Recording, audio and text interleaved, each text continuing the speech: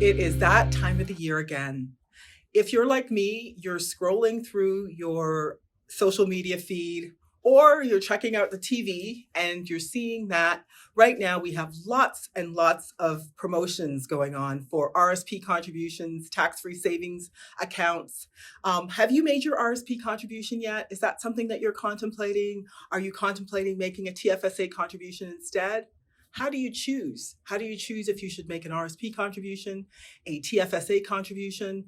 Are you someone who is also only thinking about your RSPs or your retirement this time of the year, and then you make the contribution and then you never look back? Well, we're giving you an F in our community on that. So please check out this month's Timely Tips videos. We're going to talk about all things RSP. Should you make an RSP contribution? Should you make a TFSA contribution? Should you consider an RSP loan? Please let us know what you think and check out this month's Timely Tips video. Stay tuned. We're going to talk about all things RSP. Thank you. So, Miss Sharon, our office mom, you're here with us again this month. We're so happy to have you. And, you know, honestly, it's been so crazy, the amount of people who've reached out to us either through our events or through the website. And I'm just curious because we've just seemed to have gotten a flood of a flood of clients or prospects that have come through our practice, new people who've reached out to us. And I kind of want to know, is it because it's RSP season or TFSA season? Is that why they're reaching out? What's the number one reason you're finding why people are connecting with us now? Why now? I'm always curious to know why. And there's been a huge increase recently. Mm-hmm. And it seems to be, like you say, the media's, reminding everybody RSP, do I do guilty. It? And it's getting people to think, should they check their notice of assessments? Do they have room? Should they contribute? Should they not? There's also some people going through divorce or divorce settlements, and now they've got some money and they need to figure out, where they leverage that or how they allocate it to, what's best for them. Other people I've talked to have gone through job changes or promotions, and now they've got room. Well, that's awesome. That means they have more income. So the good thing is they're not thinking about where they can spend it. No, maybe the they're next not. Designer bag they can buy, but they're thinking about how they can save it and invest it in their future. Yeah. So that's great. I mean, I think when people are contemplating, because we're talking about RSPs and TFSAs, when they're contemplating what they should do, it's always good to get advice on something like that because it's really depends on what your circumstances are. You've just named 3 circumstances where it might make more sense to do an RSP versus doing a TFSA. And the age. Oh, so yeah. So I think it's all varied. Thinking about, whether or not RSPs make sense. RSPs are great if you're a high income earner. Right. You should definitely consider having an RSP. What I didn't hear in terms of new people coming into or joining the practice are people in debt. If you have high interest debt and you're looking at double-digit credit card debt, and then you're contemplating, should I make an RSP contribution? And you're not necessarily someone who's in a higher income tax bracket. You're, earning less than, let's say $80,000. It may not make sense for you to make the RSP contribution. It's going to make more sense to pay off that double-digit debt because we'd love to promise double-digit returns every year in your investments, but we can't always. And so I think it would be a much more safe and more conservative bet to make that RSP. Yeah, and I think some people have said, okay, I've got some debt. Do I pay that? Here's a question for them. Do I pay that debt off or do I put some money in my RSP? Which one is the right move? If I have 10 grand available in my savings account, what do I do with it? Yeah, and I think it comes right back to what are your financial plans? What are your financial goals? That's where financial literacy and helping someone to build their financial IQ comes in, because we really want to zero in on what their circumstances are. 100%. It makes a big difference to know more about their circumstances. Like you talked about the person whose income has gone up. Making an RSP contribution when they know they've got found money that wasn't in their budget before is a great time to consider making an RSP contribution. Making a contribution for someone who's going through a divorce, that may depend. Maybe a TFSA might be better because if they are going to need that money to, say, potentially buy a property, right. Do something like that in the future and they want to grow some money for a few years, that might be a better place to put their money. And another one would be if, like, take an example of a lawyer. Okay, they've just gone into their law industry. They've got themselves a nice job, but they might have a lot of debt, student loans. That might be a situation for an RSP loan, which I'll discuss a little bit more with our busy bee Nydia.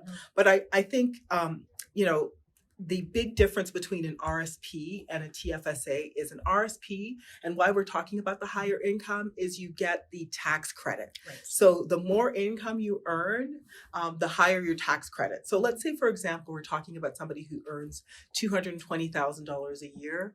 They're in a 52, almost 53% marginal tax rate. They are going to get, for every dollar they put into an RSP, 53 cents on the dollar.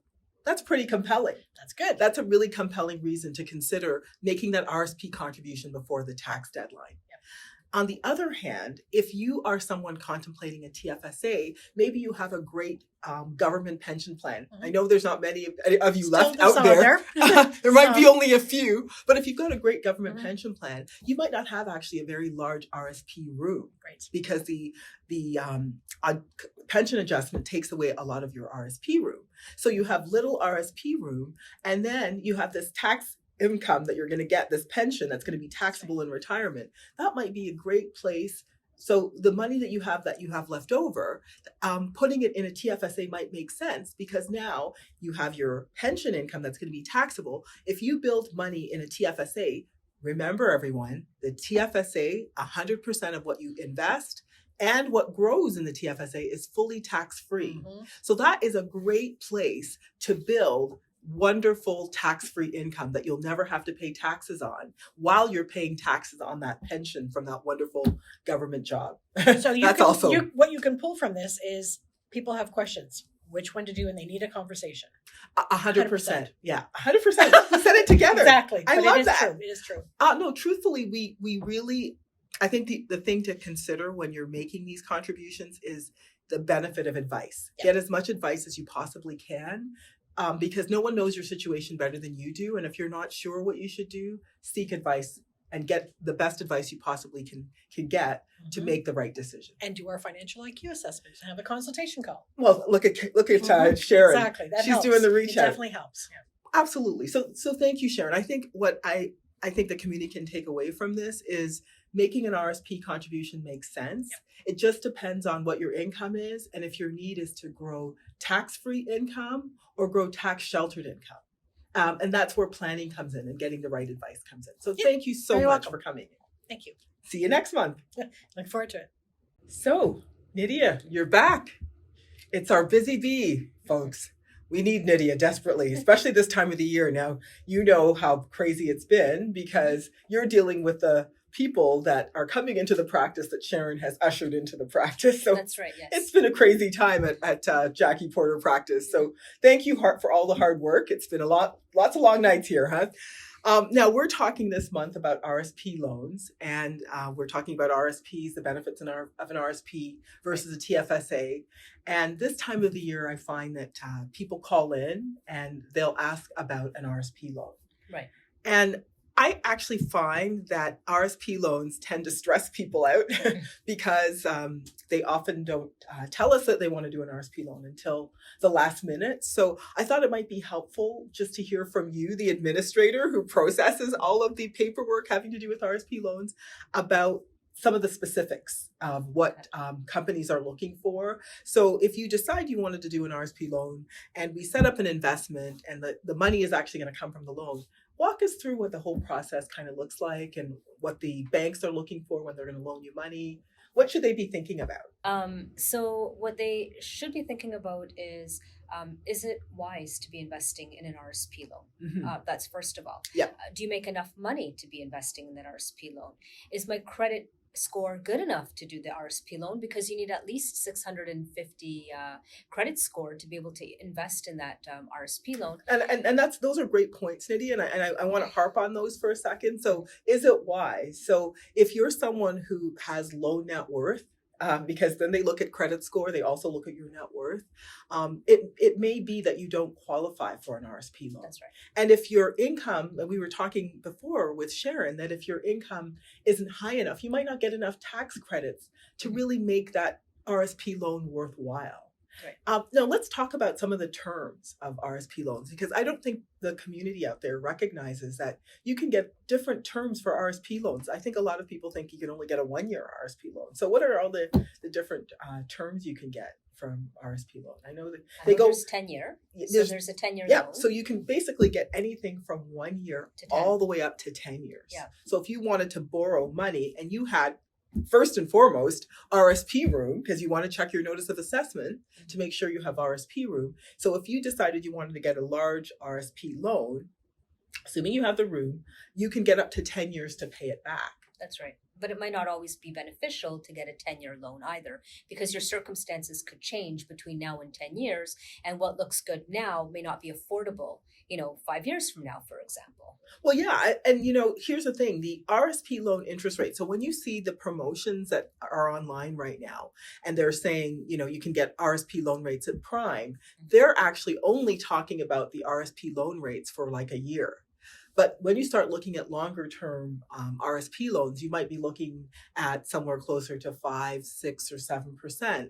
So you just want to make sure when you're taking out an RSP loan, is the investment I'm going to take on going to give me that kind of return as well? So if you're a conservative investor where we're looking at 5 to 7% and your after tax bill, you're still paying a 7% loan, it may not add up. That's right. You don't want to end up paying more interest than you're getting back interest on the RSP loan either. Yeah. So our rule of thumb is we tend to recommend shorter terms for RSP loans, just for the reasons you've said, Nydia, that, we don't know what someone's circumstances are going to be, 3, 5, 10 years down the road. And they might not feel as great about it carrying that loan, looking at their investments long term.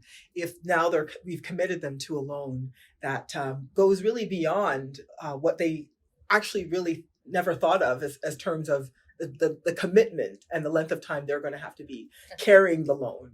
10 years is a long time. That's a long time to be committed to, to a loan. Exactly. It's almost feeling like a small mortgage at that point. Yeah. So, think through how long you want a loan for, I think is a really crucial thing. Think through what your credit looks like. Think through what your net worth looks like. That's right. As we sit down with clients, myself and Nydia sit down with clients and determine if that's something that they're gonna actually qualify for, we're gonna ask you those questions. So start asking yourself, is an RSP loan right for me? If I don't have the money, does it really make sense? Yes or no? That's right. And if you do proceed with the RSP loan, please make sure that you do it before the deadline.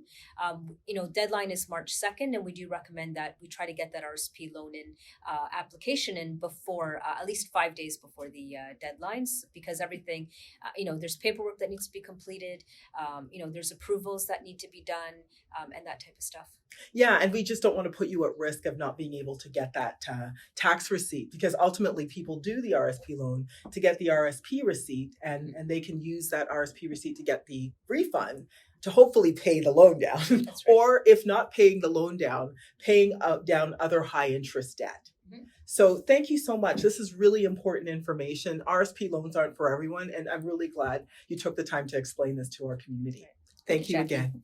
So I hope that this video has helped to give you some clarity on when it makes sense to get an RSP versus getting a TFSA.